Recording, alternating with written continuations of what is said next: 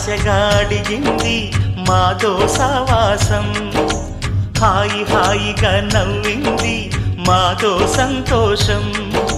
మధురమైన మమకారం మా ఇంటి పేరు అంటే, మనసు మీటు అనురాగం మా మాట తీరు అంటే, బతుకంటే ఎంత బాగుంటుందా అనుకోదా లోకం.